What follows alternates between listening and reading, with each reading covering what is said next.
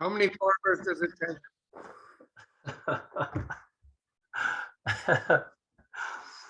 All right. Well, thanks everyone for getting on and in this kind of little chaotic setting that we have going on. Um, anyways, I hope everyone got my email and look at the website.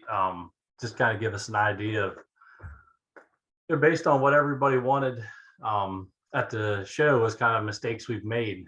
So we've made the webinar series around, we're going to incorporate mistakes we've made into each one of our topics. So rather than just kind of go all over the place with mistakes we've made, because I know I've made a ton of them, and I'm sure lots of others have as well with me. I know I'm not alone. But anyhow, we tried to do more of a focused, here's some mistakes we've made within the breeding, within finishing cattle, and then with vaccinations, maybe protocols we've left out or things we should have done that, in hindsight, you wish you would have. So anyways, that's what tonight we're gonna do a body condition of our females, pre-calving, post-calving, and at weaning. And I'm gonna switch my screens here.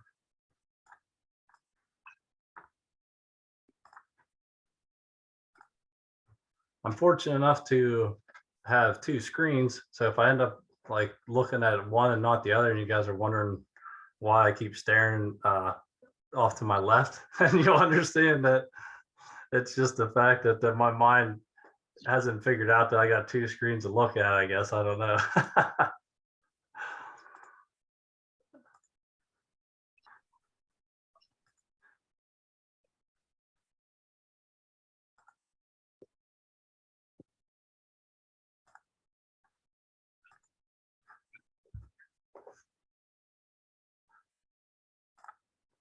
Okay, I think you guys, do you see that? Yep. Okay, perfect. Okay, so I guess I'll start kind of going through this, and I'm going to ask Mark and Jeremy to kind of interact with me and get some information here. And I'll try to get to your question and answers with everyone here throughout the webinar if possible.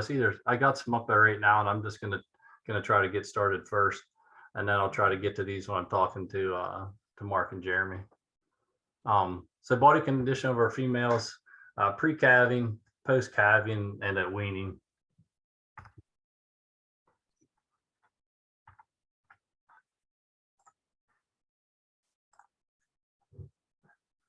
Okay, so I had this book for probably 10 years now. Johann Zitzman, he's from Africa, and so he wrote the book Man, Cattle, and Field. It's a very informative book. His main focus is on like commercial breeding. So a little bit different take than where we're at, but you're going to see like some of these quotes here. You're going to see some of these African breeds come into it. So first slide here, cows with good hormonal balance have a wedge-shaped appearance viewed from the side, deep hindquarter and shallow forequarters. They have the appearance of walking downhill with a prominent and loose shoulder blade that is level with or higher than the spinal processes. The Zubu breeds, the hump of the fertile cow is much smaller than that of a less fertile cow. A fertile beef cow may be well fleshed, but will show no sign of muscling, although she will pass the muscling on to her male progeny. Jeremy and Mark, have anything to add to that? Or maybe something you don't agree with, or? No, I mean, I think that's, that's more about confirmation, right? Yeah. Than his body condition. And, different people like different styles of cattle. But I sure like that style and agree with that statement. Okay, so I just wanted to kind of share that just to kind of highlight what we're talking about. I just kind of trying to lay the foundation of, and then we're kind of going to move more into the body condition scoring, and then pictures of some animals that we can kind of talk and interact about. Okay, so Johan on body condition, regardless of its performance, an animal requires a certain amount of energy in order to maintain weight and stay alive. If it is able to ingest more than its maintenance requirement, it gains weight. Easy enough, sounds simple enough. An increase in intake makes more energy available for growth. The faster an animal grows relative to its size, the more efficient the growth, and the faster it fattens or matures. Therefore, everything else being equal, the fattest, most mature animal at a given age is the most efficient. So if you're judging it among its peers, that's kind of where that statement's coming from. Body condition is a far better indicator of grass conversion efficiency than average daily gain and feedlot. So yeah, basically that's his reference. So just so we're all like at the same starting point here. And then this one, he kind of goes on talk more about the body condition and the immune system, just to kind of drive home, why we're talking about body condition. Animals in good condition are less likely to become ill and are able to limit parasite infestation. The opposite is also true. Animals in poor body condition are highly likely to succumb to disease that were suppressed by good immune systems, such as those transmitted by ticks. So I took this class with Johan and Jim Elizondo. They talked a lot about the resistance to the ticks and parasites and stuff that they were battling over there. And it was interesting because he said that actually the government was telling them that they had to dip, the animals had to go through, like they actually built trenches into the ground and they had to fill them with whatever they wanted the cattle to dip and to help with ticks. And he went on to pretty much say that rather than cows that were resistant to ticks, basically they made the ticks resistant to whatever chemical they were trying to use against them. So the opposite worked. So then to carry on here, cow body condition at calving influences the quality of the colostrum and milk, with a consequent long-term influence on the health of the calf. So you guys want to add to that?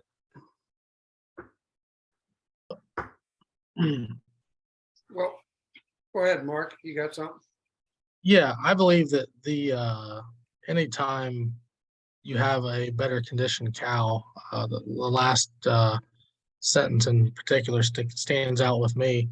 An animal that is taking in enough nutrients on a daily basis to maintain and build consistent body condition from pre-calving to calving, post-calving.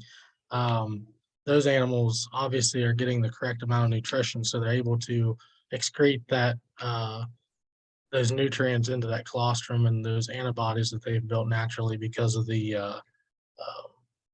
resistance that they have to those parasites and to those internal and external parasites both.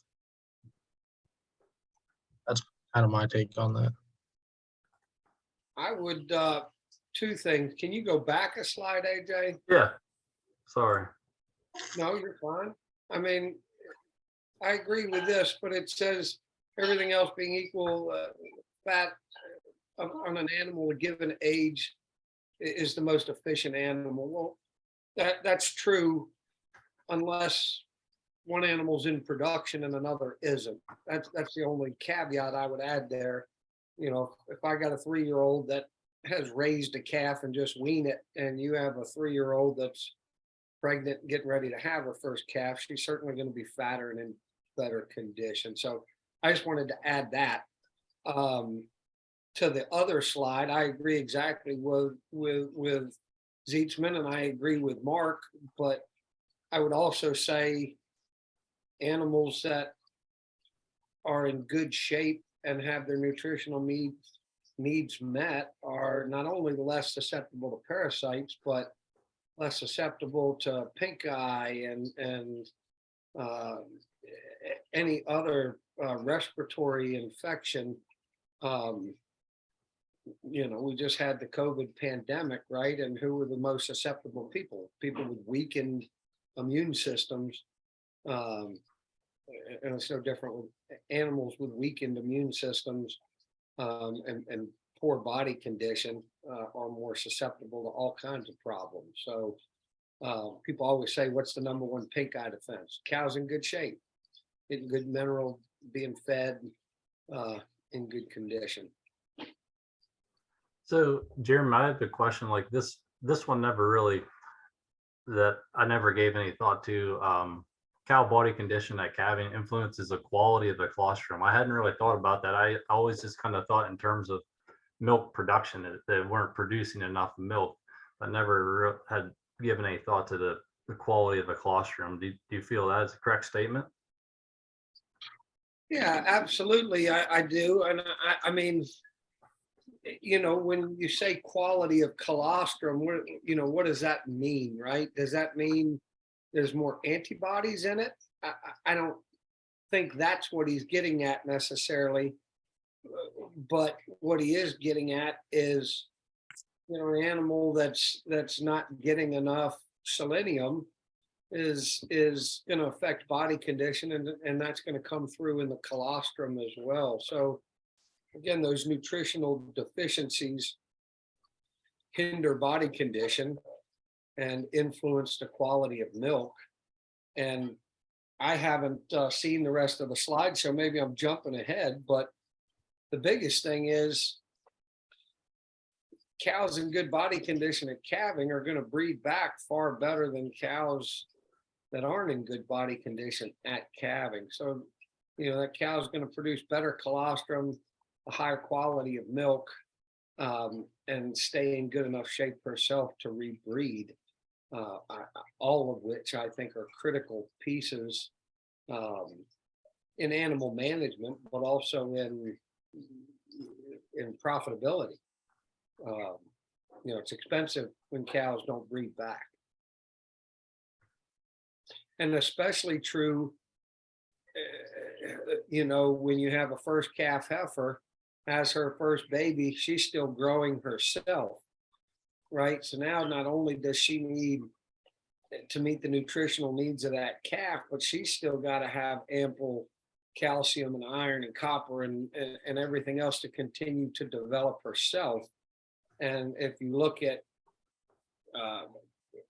reproduction and efficiency, first calf heifers trying to breed back are the toughest ones. And for the reasons I just mentioned, but the other side of that is the value of that animal after it's had a calf just went from $1.75 a pound down to $1 a pound.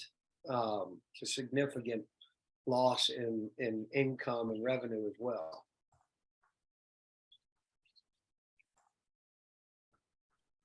Thank you. I appreciate that feedback.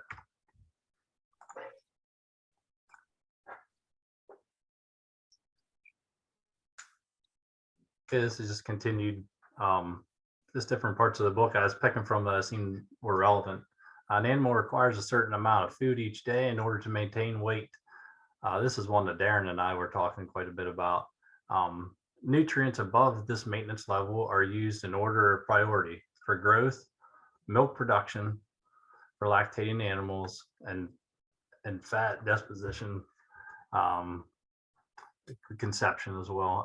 Cattle need to be bred and managed for a high relative intake.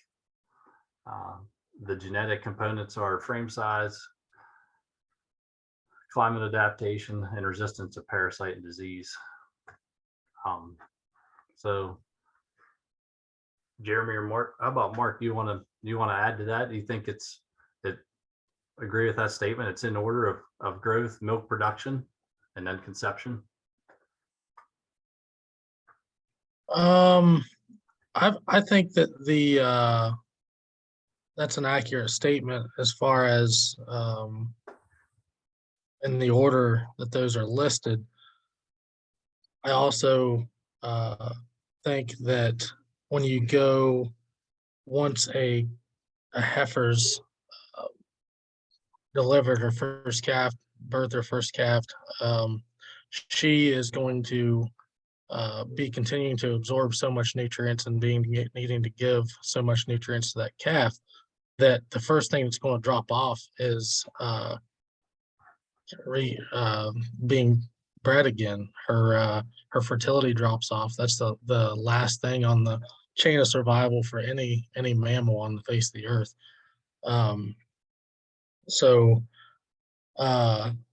yes, giving the extra nutrients or the nutrient dense feed that they have available as far as the type of cattle were grazing, mainly grass-based, grass-fed cattle.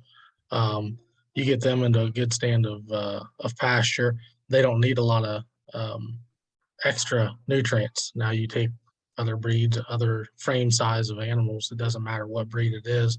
Larger framed animals, you're going to have to give them some energy to help them sometimes break down the less palatable forages, to build condition, to build fat, and just continue to maintain just that body. And once they meet those nutritional requirements to maintain their body, then they can give whatever else back to the calf. So if you've got larger framed animals, you have to put more. Okay. And some of those calories sometimes need to come from an outside source for energy or protein, sometimes both. Those cows are going to take care of a calf and they're going to go downhill. And when they go so far down, they drop off on milk production. That calf is going to start dropping off, and it's going to be one of your lower weaning weight animals, less profitable animals.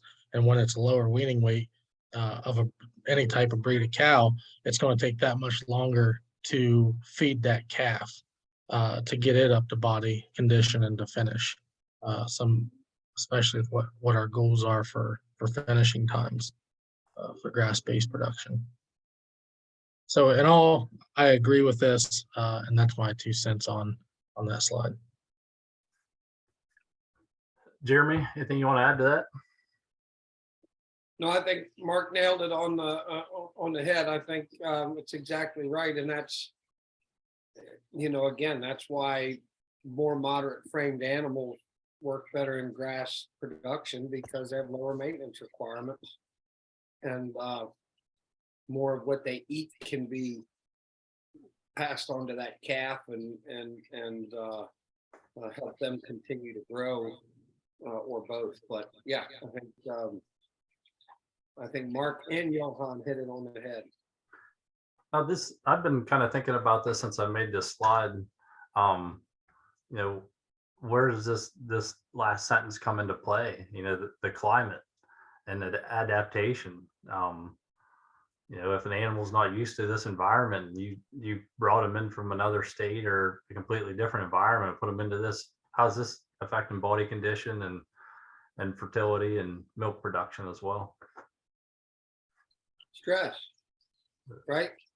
Every stress we put on an animal affects performance, and climatic adaptation is no different. So, an animal that's getting used to a new grass or a different environment, or had to shed off to deal with where he's just moved to, is one of any number of stresses. And when we're evaluating body condition of an animal, certainly it has to cross our mind, why is this animal in poorer body condition than the others? Is it genetic expression, or is it management, or is it climatic adaptation, size? These points that he makes. And when you have, as AJ says, moved an animal, it's hard to nail down how long it takes them to adjust to the new environment. Some animals do it almost seamlessly, and some animals take over a year. Darren, we got you on now, bud? I believe so. Sorry about that. No, I had to look at my text messages and see that what name you was under. But I know we had some conversation around this, and I mean, you were super excited. We kind of rolled with it for a little while. You think we hit all the talking points you and I were discussing? I think we have actually covered quite a few of them. We talked a little bit in the past about sophomore slump, and that was already mentioned, like these 2-year-old heifers, the requirements they need to grow and lactate and then reproduce. Mark nailed that. They sometimes don't do it all. In energy, I know one of the things we talked quite a bit about, AJ, was the things I've found a lot of times in young stock heifers and cows that aren't cycling properly, it usually is an energy requirement. And I think that's a little easier to manage with purchased feeds and feed supplements. So maybe this is a question I'd kick back to someone who's been raising cattle longer than me. What do you do to manage, Jeremy, maybe this would be a question for you. What do you do to manage energy in your heifers and cattle in regard to fertilization, cycling properly when you're struggling with stored feeds? And I know you don't have to store a lot of feed. Some of us in the more northern climates would feed a lot of stored feeds. So Yeah, well, and I mean, we're stockpiling, which is still stored feeds, right? And everything we're talking about is energy, right? And you're talking about feeding energy, right? But energy comes in different forms, right? And so, whether it's in the plant or in a small grain or you're buying it in a bag, fat deposits on an animal are stored energy, and they metabolize that stored fat to make up for the lack of energy in the diet. And so we're at a point right now, well, this is a strange winter because grass is growing in February and all this, but typically this time of year, we know our fescue's down to 8%. Protein, it's low in protein, it's low in energy, and the cattle aren't getting out of it what they were. So if the cattle aren't coming into it already in good shape, it's going to be a problem. And so how do we manage it? We try to have cattle in better condition going into it, and special attention certainly has to be paid to older animals, an animal raising twins, a younger animal that's still growing. And I would sacrifice the performance of the calf before I would sacrifice the performance of the cow. And what I mean by that is, if my cow herd's in good shape going into a rough month, dead of winter, dead of summer, if they're in good condition, great. But if I have some first calf heifers, I have a 20-year-old cow, I need to probably go ahead and either wean that calf or separate that cow from the herd and put her on some sort of stored feed, as you would say. Whether that's grain or a high dollar hay, I think you can achieve it through different forages, but it's all energy management. And the cow has to have the fat reserve to go to balance things out. And if she doesn't, then she's certainly just relying on the manager to provide it. And part of the problem is, once you notice a cow's getting thin, there's already changes that have been made and it's harder to recover from. And when you see a group of cows that are thin, it takes a good year to get them back where they need to be. It's much tougher to rebuild condition than it is to maintain condition. So Yeah. Jeremy, to build off of that, this is kind of going down a little bit of a path, but I know I've seen some people that have waited rather than trying to breed it, 18 months, maybe given their environment, they're going to wait till 2.5, they're going to have their first calf. On those animals I've seen where they start to really put the fat deposits around the tailhead, where's the balance there? It's just kind of like kind of a judgment, I guess, whether you breed early or if you try to wait, and then can they become too fat at that time of their life? Absolutely. That's the balancing act, right? And the day you breed the cow is a long way from when she has her calf. And so, when you're deciding to breed that animal, so many factors have to play into it. What size is she right now? right? Is she quick maturing or slow maturing genetics? What's her feed going to be the next 10 months? You know, all those factors play into it. You know, an animal can be the right size when you breed her, but if you starve her for the next 10 months, she's going to have real trouble. You starve her after she has the calf, she's going to have real trouble. And you know, but at the same time, if we wait too long to breed them and you see those fat deposits in the tail head, even worse, if you start seeing fat deposited in the brisket, you better go ahead and utilize her and put her in the beef program, because at that point you've distributed fat, you know, proportionately across the carcass, and it's in the reproductive tract, it's in her udder, and she's always going to be a hard breeder, hard milker.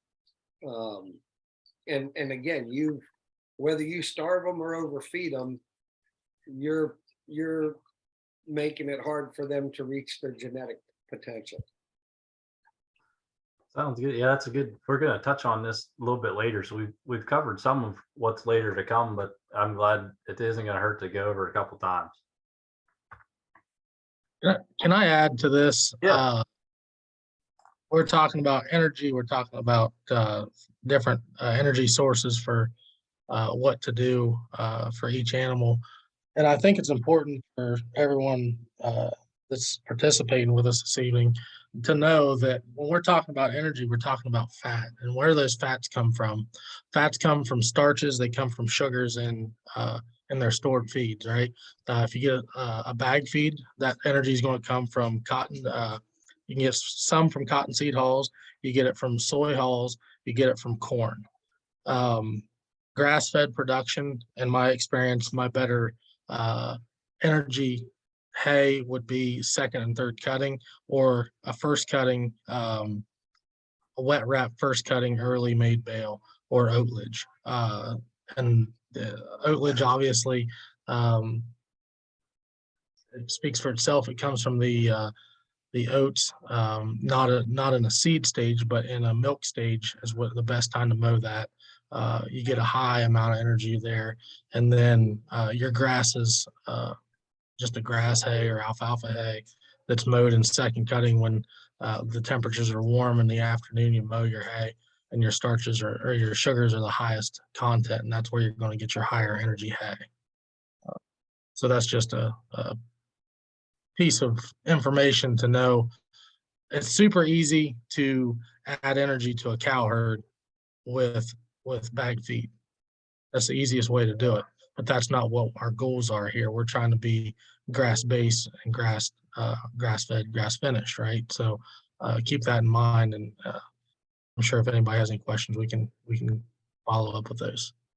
Yeah, that's great. That's a great point to make. I appreciate that. We are going to be covering some of that stuff in our third webinar of this series. I've talked to the guy from Free Choice Enterprises, Doug Russell, and him and I've had a lot of discussion around, you know, the fat content in the hay. I mean, he really looks at that. And then, and you know, so we're going to discuss different methods and different ways to do that in our grass finishing program. But yeah, great point, Mark. Thanks. AJ, can I say something? Yeah, go ahead. So I really appreciate what you pointed out there, Mark. So what our stored feeds are, I mean, that is what we have, but there's certainly, like you said, how you harvest them, and then which ones they are, what forages they are, and which cuttings they are is a big part of that. So in addition to that, I'd just say take the effort. It's not a big cost to test your stored feeds, and it goes a long ways to helping you learn what you've made, you know, how the cuttings and how you manage your cuttings, what you actually produced, helps you know how to produce better forages, and then also helps you know how to feed them and what groups to feed them to. So I like that. Yeah, I mean, that's a predicament I'm in now, because I decided to, you know, I don't have the time to make hay. I'm at my other job, and so I've been trying to source feed hay, and it is so difficult. The best people that can make hay around me are dairy farmers, and they all want it for themselves. They're not selling it. And then the rest of the people around me that make hay get all their crops in first. And then they start thinking about making hay in June, end of June, you know, so it's difficult. So that's really what kind of sparked a lot of that other conversation that we're going to have as well. Yeah, that to add to that just a little bit, I hope we don't get off too far on a rabbit trail here, but I want to warn most of our folks out there that our later made first cutting hay. We didn't get in the field because it's too wet. We thought, well, maybe that's an idea. You let the seed heads come on, let the cattle digest the seed heads. Remember, the more mature that plant is, the less palatable, the less likely the cow is able to digest that whole plant and get exactly what they need out of it. They'll look full, but they'll be starving from the inside out, basically. Thanks, Mark. I appreciate that. Yes, we're going to go into body condition scoring a little bit here. This is some of the work that's done at Missouri Extension. Similar slides and documents through Penn State Extension, through Terra Felix. So anyways, this stuff's pretty easy to find out there.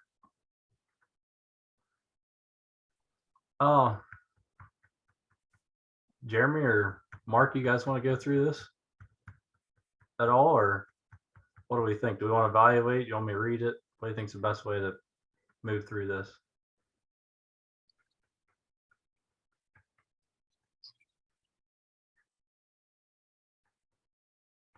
I see Mark's mouth moving, but I don't hear a word.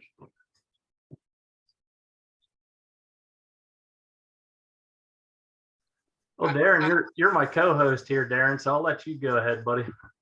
Well, Okay, I'm back. go ahead, Mark. Did you have something you wanted to say? I didn't. I messed my screen all up. Well, Okay, we're good. I think it's important to know, and I don't know if it's worth reading this out loud to our listeners. I think a lot of them can access this information, but you get maybe a few things we can point out, specifically this body condition 4.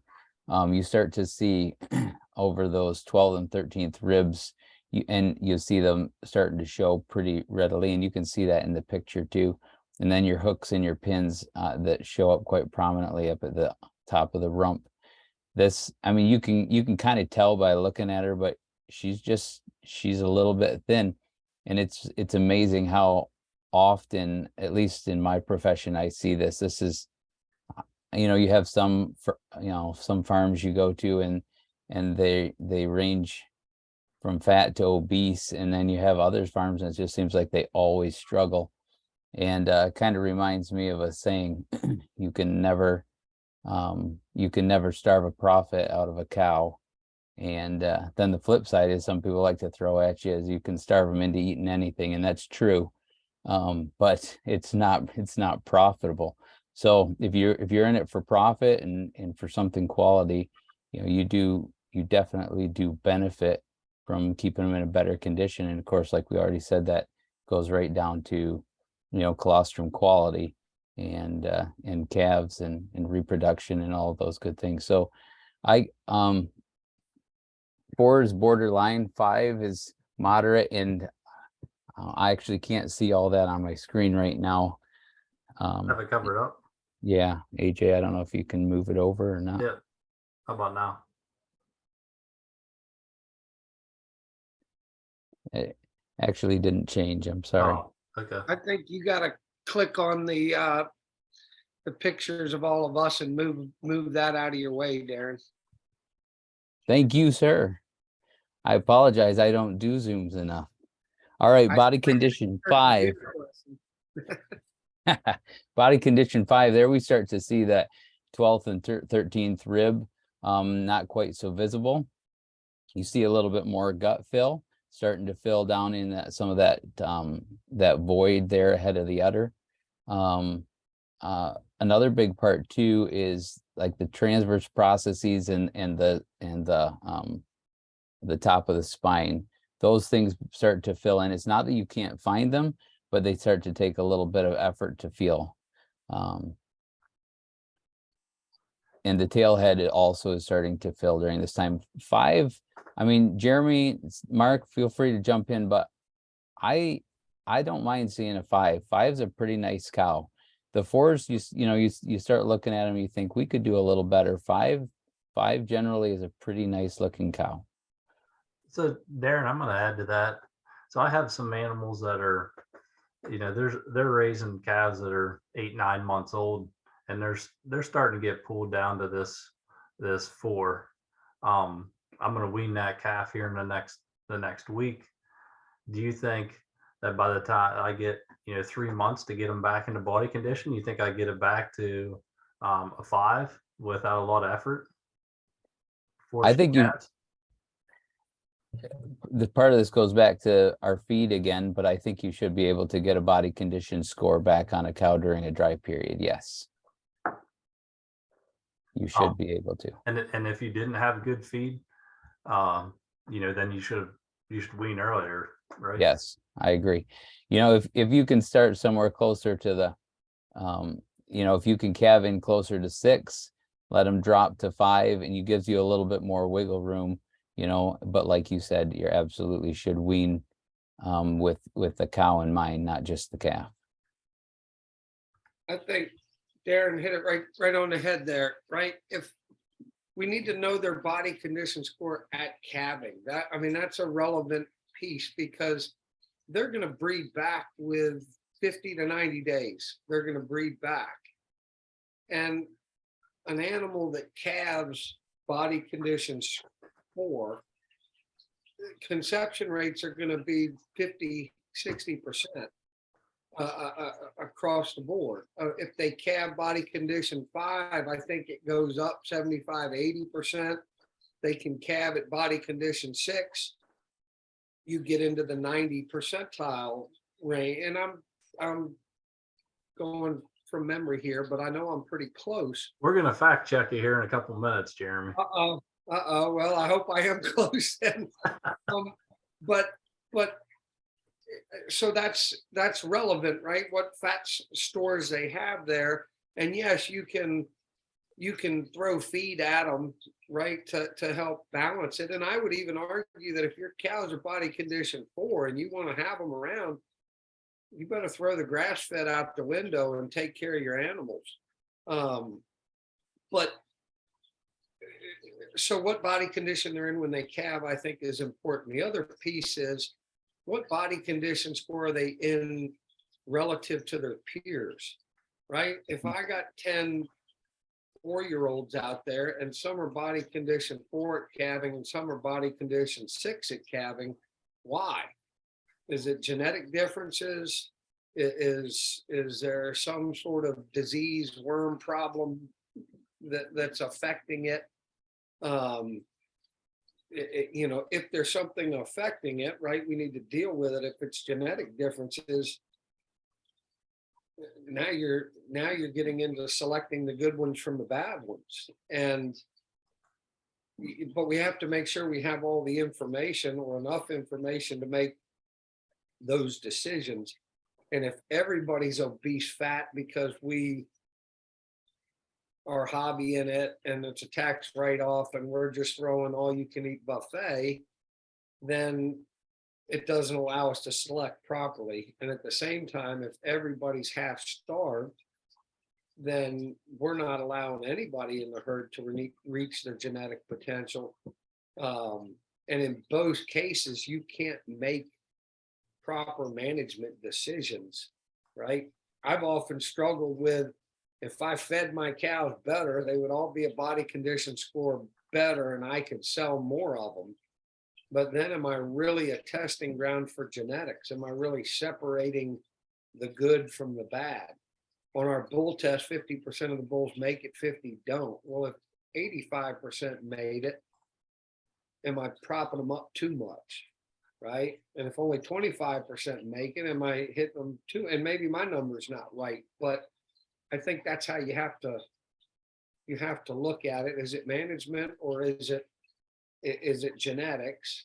And then, where are they at calving? I think is yeah, what are they going to get to eat after that, but I think that's a great, evaluation tool for people. I mean, you need to evaluate them at the same stage of production, right? Whether that's calving or breed back or weaning of the calves.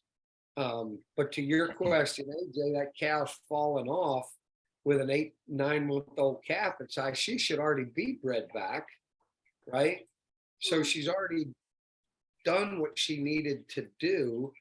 And now you're going to pull that calf off, and with reasonable forage, I agree with Darren. I think she'll flesh out just fine. That's the beauty of Devon cattle, right? Is that you can leave the calf on that long, pull it off, and the cow can bounce back and do it again with 60, days rest, plus or minus. Okay, Darren, you want to walk through the rest of them, please? Yes, absolutely. Six is that one we were talking about. Maybe it doesn't hurt to have them calving in somewhere around this 6. It does give you a little more leeway to drop off some weight, which is pretty typical as they nurse those calves. But these ones, the ribs are fully covered, so they're not noticeable to the eye. Hindquarters, you get that nice rounded look on the hindquarter and around the tail head. And then in these ones, those transverse processes, which are so those are going to be specifically in the flank area, but up along the top on either side of the spine. So it's what starts to create the flat back of a cow, and we'll see that in 7. They get really wide and flat on top, kind of like a table. But that flat part of the back, those are the transverse processes. And as those start to fill in, you start moving that direction. In the 6, they're there, but you have to kind of push to feel them. 7 then. 7 is a cow that I'd want to, in my opinion, I'd want to watch. She's getting a little heavy, in my opinion. We'll see this sometimes in areas where, they're just fed all they ever need as far as like maybe, top quality baleage. They're not asked to do much. Maybe the calves are creep fed and pulled early, and these cows generally aren't working too hard, and it shows. And you get too much above a 7, and you can start to have some trouble with breeding back. So these ones, you're pretty much not going to feel the spine, the transverse processes. If you work, you can find them in there. Top line starts to look real flat like a table, and their brisket is really full as well. So yeah, and I appreciate you guys spending time in this area, because I purposely left out the extreme thin because you can identify that. But kind of wanted to know what is the differences here as we're talking, and you've covered them really well, talking like 4, 5, 6s, just so we can sharpen our eye here a little bit. And then there's an obese one. We don't need to spend a lot of time on that. yeah, I wouldn't want too many of those. Yeah. So I was actually at a farm, and the fella there, he had some Devons and that they hadn't bred for a year. And I think there was these 2. I remember there's another one, but they were just given like 5 acres all year round, and with this water supply. And when I got there and he wanted to lease a bull, and I was like, I don't know that these are going to breed back. I mean, you can see the heavy deposits that was there around this, and the one bred back and the other one did not, ended up going to slaughter, but you can really see it, a lot more here. I know, are you guys able to see that with my cursor? Yep, it's showing up. Yeah.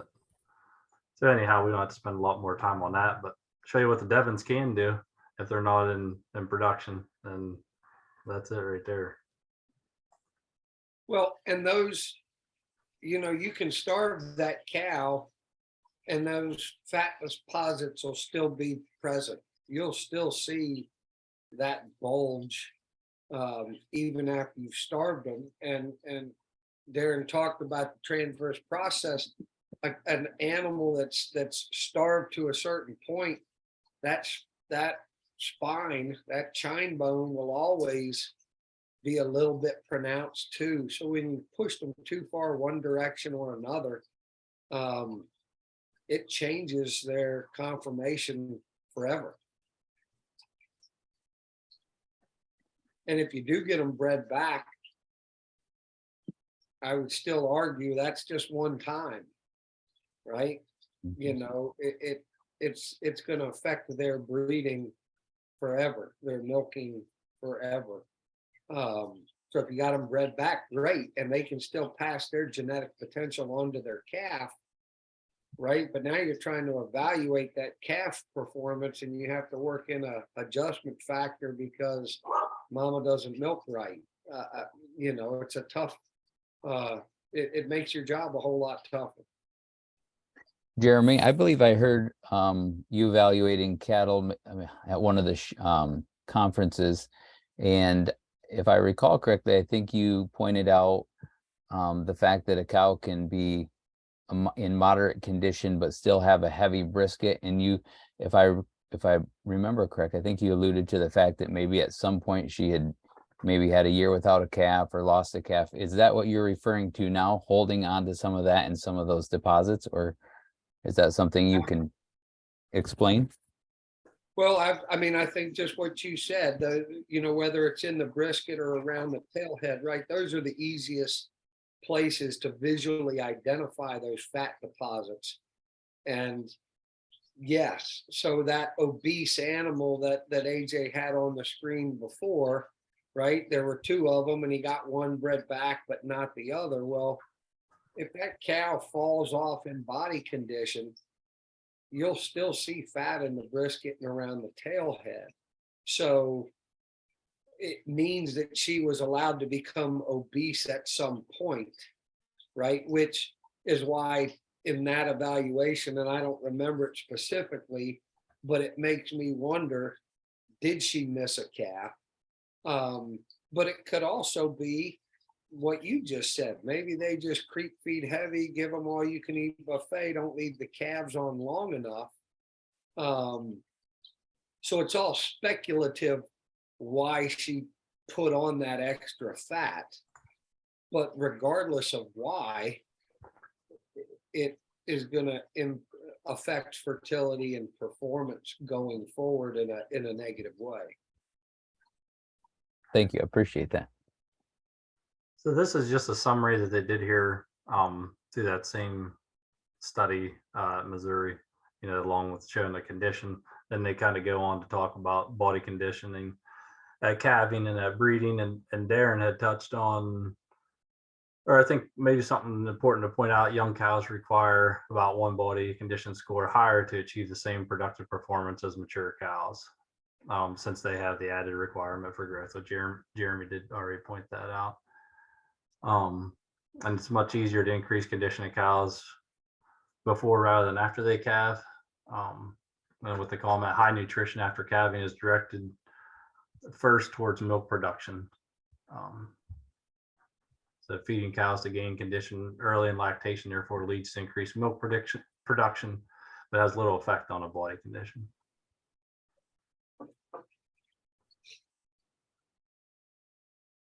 And then down here, I think another important thing to point out would be cows should be in condition score of 6 or better at calving and should maintain good body condition to 5 during the breeding period, which is Darren had already pointed out as well.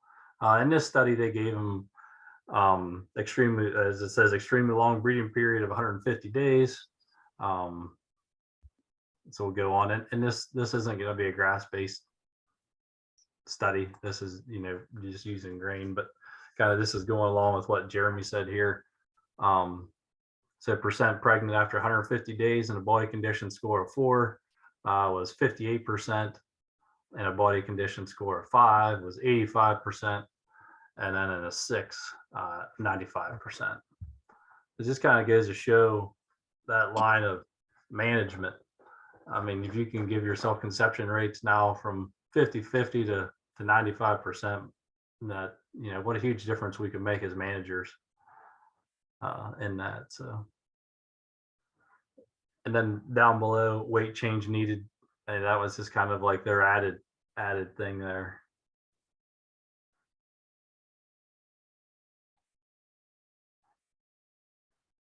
I guess, do we have anything else to add to that? We'll move on to evaluating some of these animals based on the pictures. So Jeremy, you want to go back to what Shorty talked about with the, I remember him talking about like a narrow pleat through the brisket whenever he was evaluating the females. Right, well, so pleats in the brisket is referring to, you know, pleats in the hide, folds in the skin. And that's not really, doesn't have a whole lot to do with body condition score, as much as it has to do with a sign of hormonal balance, and glandular function and nutritional needs being met. You know, the hide is the biggest organ on the body. It's the barrier between interior and exterior. And, you know, we all like that slick hided cattle. You know, you see an orphaned calf, the first thing that happens besides weight loss is wiry, dull hair. We also want pliable hide, right? Like when you put your hand on the animal, the hide should move over the muscle and the fat tissue. So those pleats in the hide are just, again, the signs of a functionally efficient cow, through one of many ways of looking at the hide of an animal,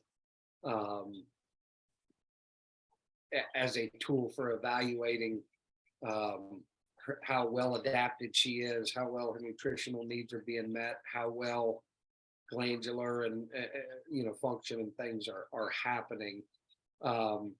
You know, the brisket's going to get fat on a cow that's overfed for sure, but that's not going to change too much.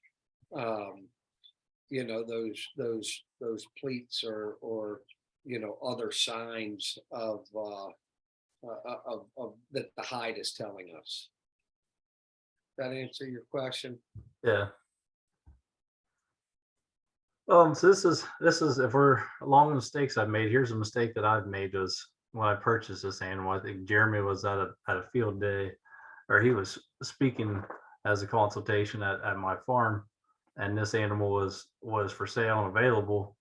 And I ended up talking to the one person and made the deal on this animal. And I didn't have a real great relationship with Jeremy at the time, and I had purchased this animal, and I talked to him like a year or two later, and he's like, I could see that, I could see that one coming. So this is probably, I won't say she's the least productive animal, because at least she had a couple calves for me, but the whole way through was a struggle with her. It was a struggle to get her bred, because at that time I was doing AI only.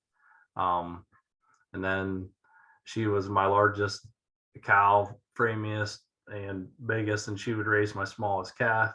But it was one of them things that was, I was attached to her based on the dollar amount that I had spent on this animal. So so yeah, I wanted to see it through and see it work, and I like the genetics and everything, and so I was trying to will her to be a better cow than what she was capable of being. You know, I remember thinking I liked that she looked good on her feet, looked like she was well balanced. But I think she was just fleshed out so much that you know, it took away from some of that. Plus the fact that she was a larger frame size animal, I think would put her at a disadvantage. Wasn't she like a 3-year-old heifer or something? Yeah, she was 2.5. Yeah. And then I think it was probably 3 till I got her actually bred. Right, but it creates this whole thing of, okay, so now, yeah, she was too fat, too young, so we know that's going to affect reproduction in a negative way. But as I said before, she can still potentially pass that genetic package on. So then you get this calf that's underperforming, and you go, well, that's mom's fault, right? But the genetic package is still there. I just got to give it time to manifest. Well, 3 years later, right? You're going to know whether that happened or didn't happen. And now you're 3 years more invested into a lemon, and you still don't know. And I shouldn't even say that, because it's not the cow's fault, right? Like, Yeah. like had she been bred in a timely manner, she may have been one of the better cows in your herd, right? But there's so many variables in production already, and when we add them onto ourselves, it just makes it that much harder and that much worse. Yeah. Yeah, and I lived it out, so it's a little pretty raw to me to have experienced this, but I learned. That's how I learned my lessons sometimes the hard way. So that's why I wanted to make sure I shared with everyone.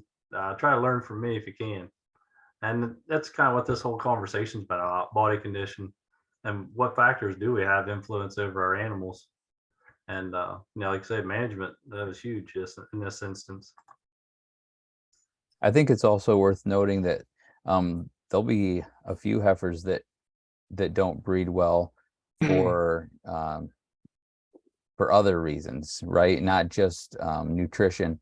And one thing we know, if a heifer doesn't breed well, she'll almost certainly be a hard breeder for the rest of her life. So sometimes, I don't know if in AJ's case, if she had a chance to breed before she got, as heavy as she did, but sometimes the ones we work so hard to get pregnant, generally speaking, they'll be even harder to get pregnant as mature cows. So Absolutely. If they bite you once, they're going to probably bite you again. that's true. Almost always. You get so excited because, I finally got her bred. Well, good luck. That's true.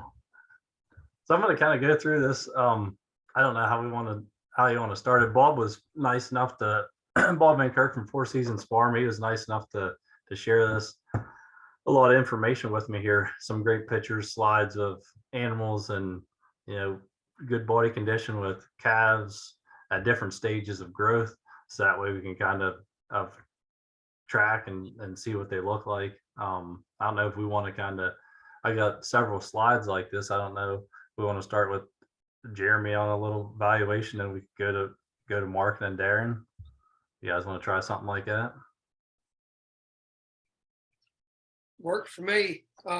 So, right, looking at two cows here, have pretty young calves at side. So, It's the same. I will say it's the same. It's the same cow. same cow. Yeah. All right, so same cow, but still, hard to know exactly how old that calf is, but I'm gonna guess, about 50, 60 days old. So she's right about the time, to be bred back. And body condition score, on this cow is certainly adequate. She's still, a 5, borderline 6. But the thing that really stands out to me that in this picture that I think is important is when I look at the picture on the left, I see that hip bone. And I go, oh, well, maybe that cow is a worse body condition. Well, that's rumen fill, right? And that can sometimes be misinterpreted as poor body condition, right? A cow that's been kept in the barn overnight, or she's gotten up, been on a trail or whatever, right? But she just doesn't have a full belly. You're going to see that left hip bone showing a little bit more. And so don't be swayed by that, because body condition doesn't change in a day. You can weigh a cow today and weigh her tomorrow and get a 30-pound difference based on last time she ate and drank water. But lovely cow, in good shape. That's right about where I'd like to see her at this stage of production, and I would expect that cow to breed back and do just right.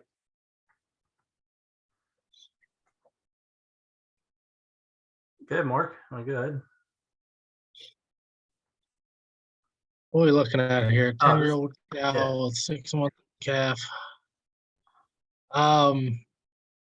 Wow. I really do like the cow. I think the cow has nice brisket. She's looking probably body condition score high 4, low 5. You can look at those ribs. You see the rib. I'd like to see a picture of the left side of the cow compared to this right side, because I do pay quite a bit of attention to the rumen fill that we're talking about in front of that left hip there. And it looks like I can't see her udder for a 10-year-old cow. I just think it's because of the picture quality, but it looks like she's got a good udder on her still yet at 10 years old. The calf, 6-month-old bull calf. I'd like to see that calf compared to other bull calves, but from my perspective, we're looking at the wedge we like to see with the bull calf. She's obviously a heavy milker that's producing a good fleshy calf at 6 months old. It looks like this thing. Look at the brisket on that calf. He's just a real good bully looking calf. But I would say she's high 4 into the 5 range. Body condition, huge depth.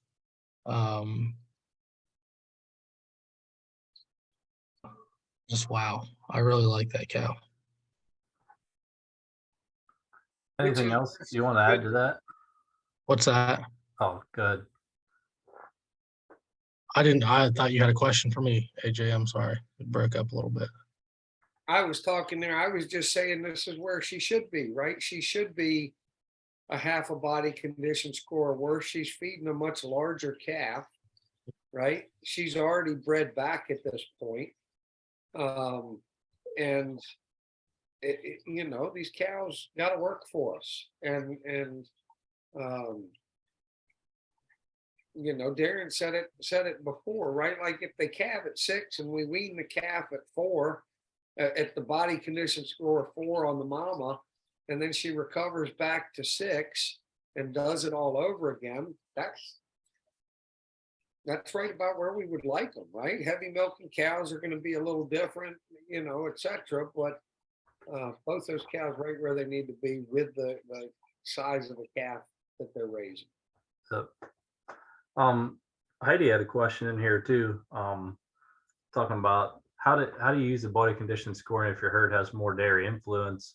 Are there other factors that you look at to judge how well a cow is doing? Darren, you might be able to talk to this pretty good too, as with seeing a lot of dairy in your profession. Well, it is true that there's often a slightly different scale.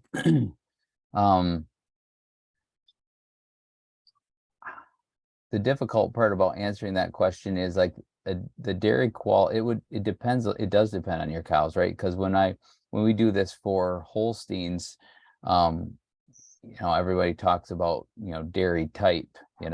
These typey cows, and they're bony. If that's what my beef cows look like, I'd be embarrassed. But it's common, and it's in the dairy industry, and it doesn't mean they're undernourished. They're definitely a different the way they store and put on fat is different, and they do operate generally speaking at a slightly less fat cover. That being said, the dry period, how they're managed, you can absolutely get really fat Holsteins. So, and it's the same idea. It's generally because they're not milking well, and in those situations they're fed to milk well, so they can certainly put on fat cover if they're not working. So to answer your question, how to do it in those cases, there is a slightly different scale that we're not using right now. But you're still going to have some of the same markers. So your last like 12 ribs, 12 and 13, the space at the side of the tail head, how prominent your hooks and pins are, and the brisket, those are all still factors. So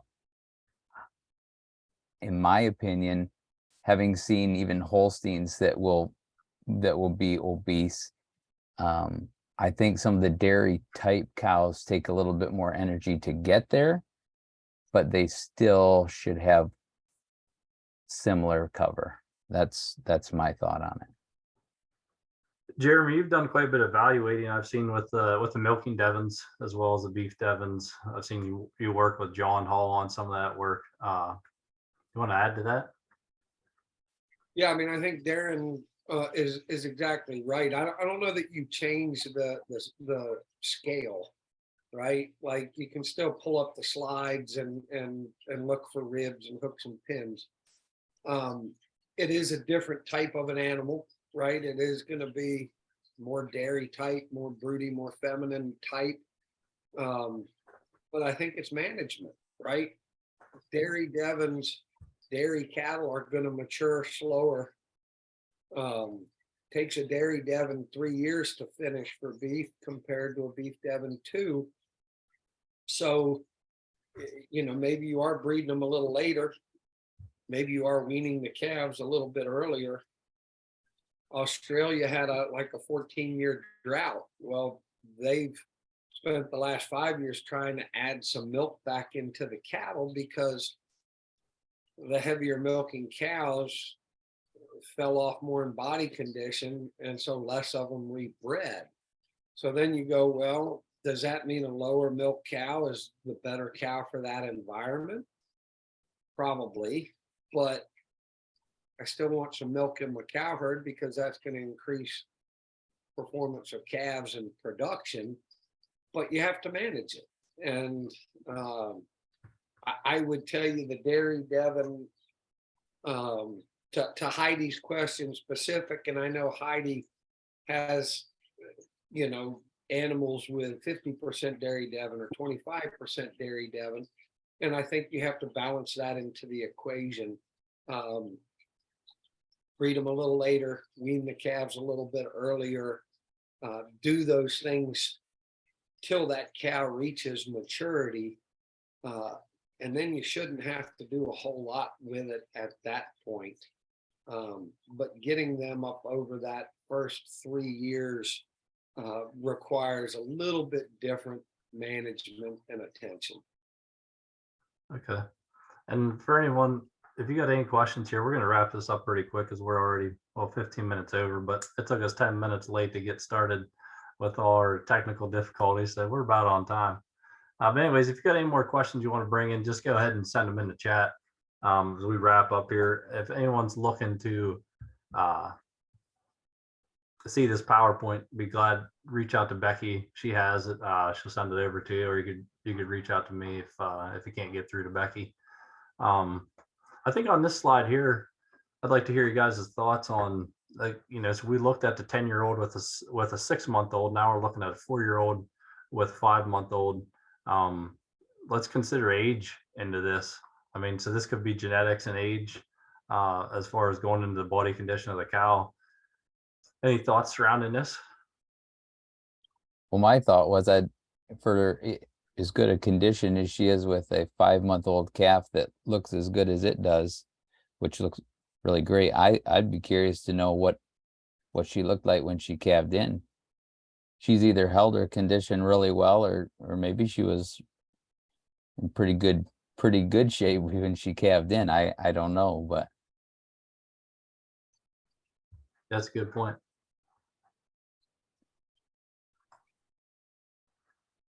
she looks like she's worked well, though. Yeah. I'm not knocking it. That heifer calf looks really nice, and she's maintained great condition. So, And she doesn't show any signs of having been obese, which doesn't mean she wasn't in body condition 7 when she calved, right? To Darren's point, but she sure doesn't look like a cow that's been overfed for a long period of time or went out of production. Of course, you can't see a lot of things from these two pictures, but based on what we have, that's true. But I think the questions Darren is asking are the questions that you should be asking when you're evaluating your cattle, or even more importantly, when you're going to buy cattle, right? Like, that's one of the problems, right? People keep the ones that they really like and they keep the other ones around long enough till they look really good and sell them. Well, why has this 3-year-old never had a calf? Why is, this cow looks big and fat and great. Well, show me what she's produced. Where's the production record? Where's her calf from last year, and the year before? And sometimes you can see that, sometimes you can't, then you start talking about the integrity of the breeder and those things come into play. But I think we all sure like it better when we can see, what she's done or she hasn't done. And the calf side is great, but it also doesn't tell the whole story. Yeah. I think to add to that, taking into consideration a little bit of the calf for the size of the calf, the age of the cow, the size of the cow. We're looking for cows that are going to wean 50% or greater of their body weight, right? So this cow, when I look at her, what stands out to me is obvious body condition score currently with a 5-month-old calf, but also look at her head from her poll to the tip of her nose. She's short, she's wide. That's telling me that she's going to have a total package for an efficient cow that's going to be in a program that is going to be shorter statured. And if you would get a frontal or a rear view from her, she's going to have a nice wide stance between her hips, and she's going to be a very high capacity, very efficient cow. Jeremy, what would you say about that? Oh, I would agree with that for sure. Again, there's indicators, right? And then there's the actual performance. Right. And And that's why I'm asking you about the cow. yeah, well, but that's just it. We have to, when we go to a show, right? Shorty's judging the cows, he's looking at indicators and he's looking at signs, but that's all they are. But the real value of an animal is production. And that's why it's crazy when you go online and somebody's selling semen on a 2-year-old bull. Well, that's insane. You're collecting and buying and selling based on indicators. And if all the indicators are there, he should stay a bull. He should go into production. But until we have progeny on the grounds, that's all we're going on. And that's what we've all heard it before, right? Go buy 10-year-old cows. Don't go buy heifers. Go buy something with proven production. And another thing, I look at that picture on the left and I see 2 calves there, right? You got to watch your cows, because I've had cows fall to pieces and go out one day and there's 3 different calves sucking on them.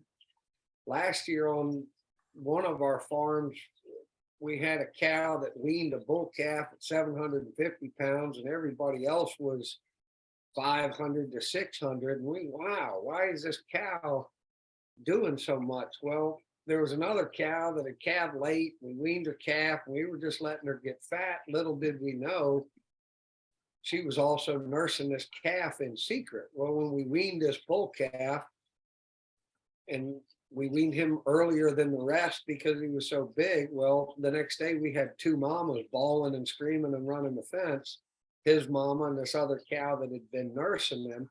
So this increased performance was not genetics.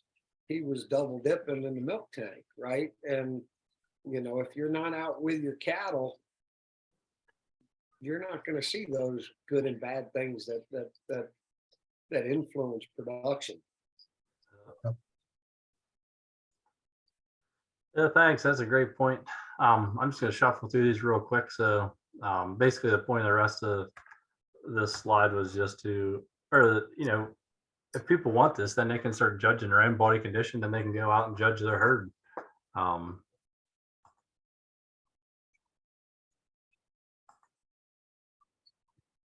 The real value is observation, right? If you're actually pulling up this sheet and printing it out, going out and looking at your cows, you're already far ahead of everybody else. And these are some from Lakota.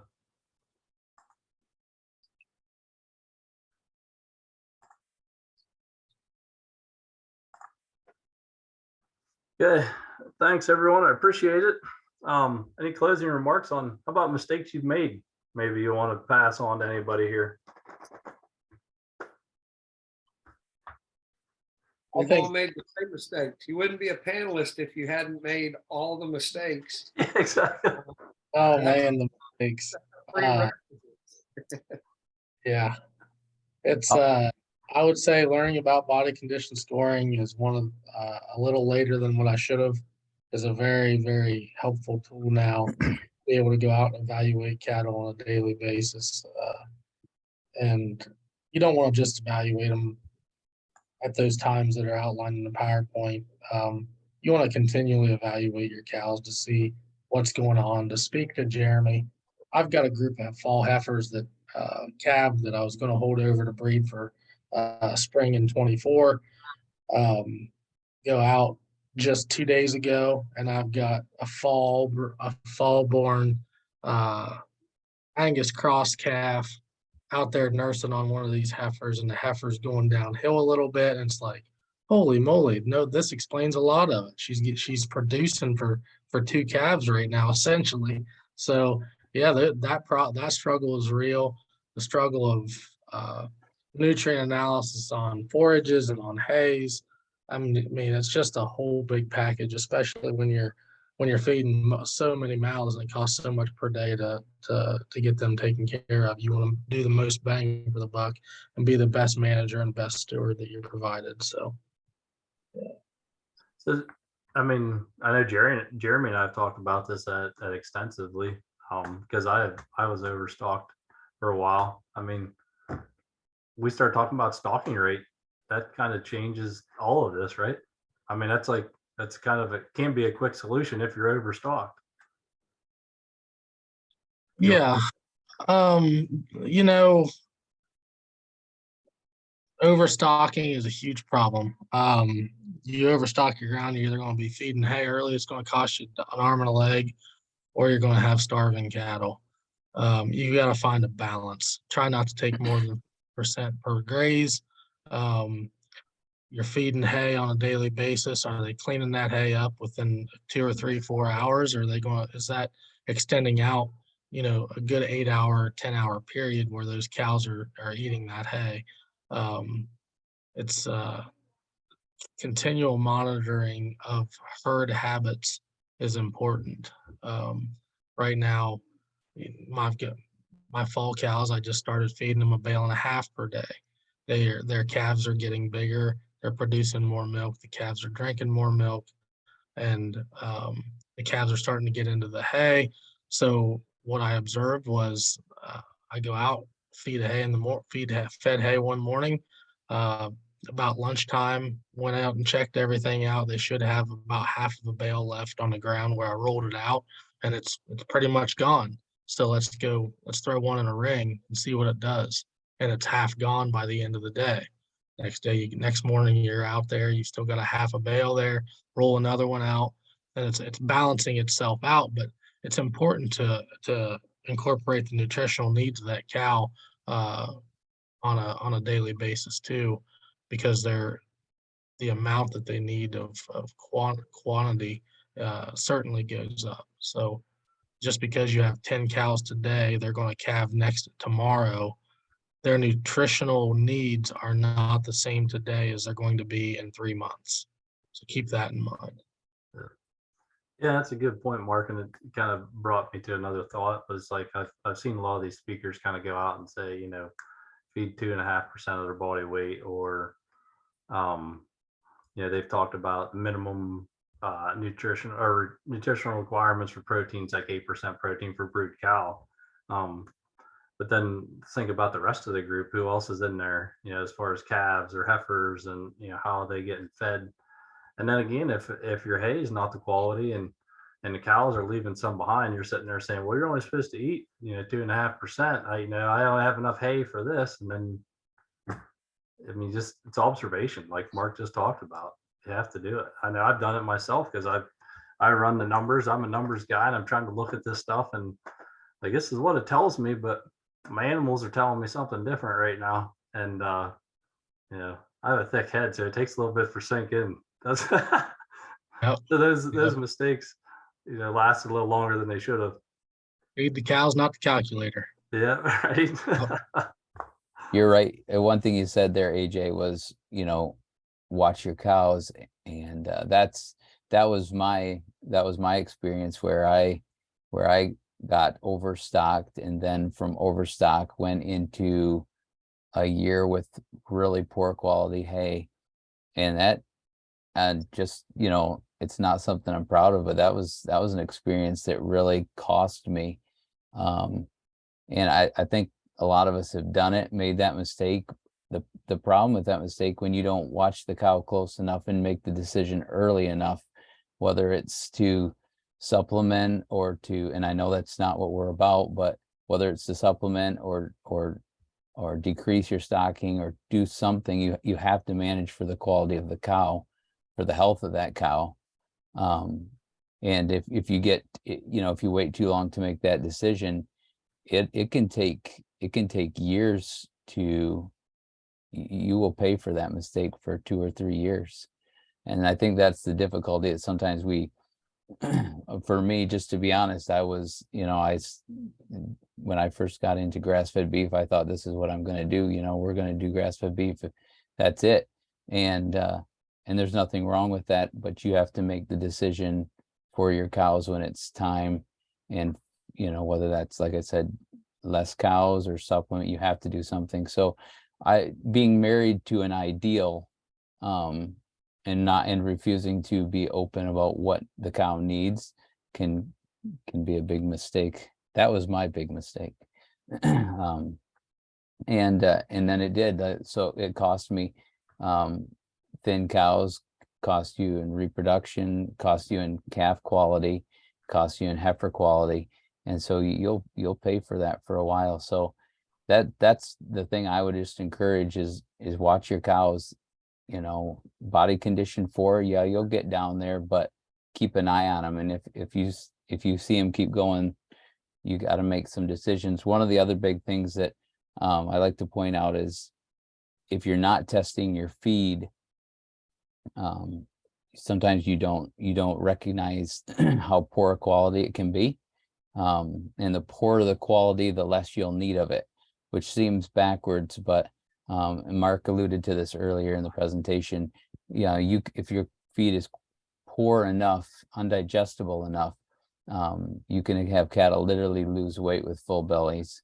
And so they do have to have enough energy that the transition time through the gut is high enough that they can get the nutrients, get it out, and get new feed in there. Poor quality feed will just slow the transition time so much that they can't get enough nutrients out of it. So test your feeds and watch your cows. That's what I'd say. There's if you run numbers, if you're feeding poor quality hay, especially when it comes to digestibility, and you gotta up that that energy availability to those cows, it really does not pencil out to buy cheap or quality hay and have to give like a urea lick tub or like typically the urea lick tubs have a higher molasses in them, and that's where you're getting that energy. It does not pencil out on paper to manage in that way. The amount of money that you invest into your hay or the time that you spend making your hay right is well worth it in the long run, from my experience. Yeah, I So- appreciate that. Well, thanks everyone. I really do appreciate everyone being on here. Part of the reason I wanted to assemble these guys, one, they've done it, they've lived it. Many of you were at Mark's farm, so you got to see his cows in great body condition. So he was great for this. But also, all 4 of us are on the board of directors. Jeremy's president. Kind of wanted to just open lines of communication, kind of reach out to you guys and hey, look here, we're all on the board. That doesn't mean we're perfect. It doesn't mean we haven't made mistakes. So if you got any questions, come see us.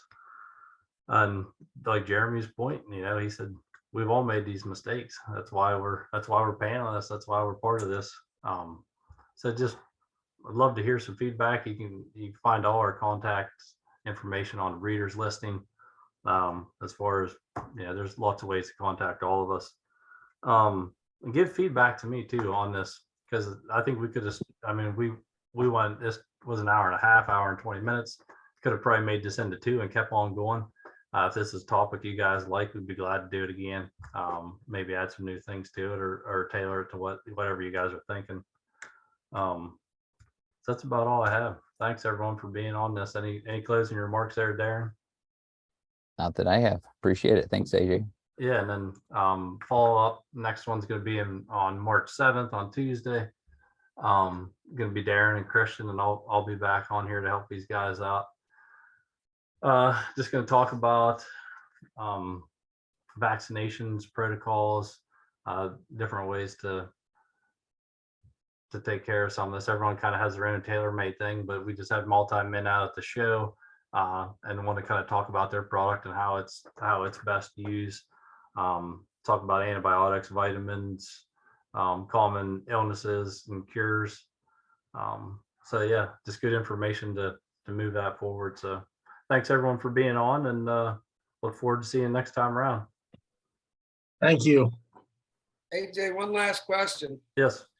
maybe for Dorothy. How come your 1 to 2 body condition score is lighter than the rest of us? You guys make me work too hard. Bigger frame. You ever stood next to him?